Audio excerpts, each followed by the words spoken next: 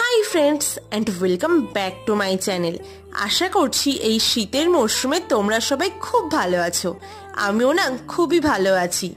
তোমরা তো সবাই জানোই এই শীতের মরশুমে চারিদিকে নানান রঙের ফুল ফুটতে দেখা যায়, আর সেই ফুল গাছগুলো দিয়েই আমরা নিজেদের গার্ডেনকে খুব সুন্দরভাবে সাজিয়ে ফেলি।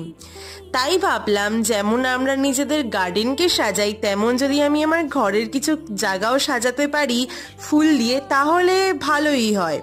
তাই জন্যই আজকে আমি টিস্যু পেপার ইউজ করে খুবই সহজ পদ্ধতিতে ফ্লাওয়ার বানিয়ে ফেলেছি। এর মধ্যে হয়তো তোমরা অনেকেই বুঝতে পেরে গেছো যে আমি কি ফ্লাওয়ার বানিয়েছি, তাও আমি একটাবার বলে দিচ্ছি। আজকে আমি 3টে কালারের রোজ বানিয়েছি।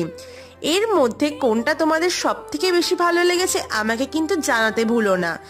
আর তোমাদের কি কি পছন্দের ফুল আছে সেটাও আমাকে লিখে কমেন্টে অবশ্যই জানিও।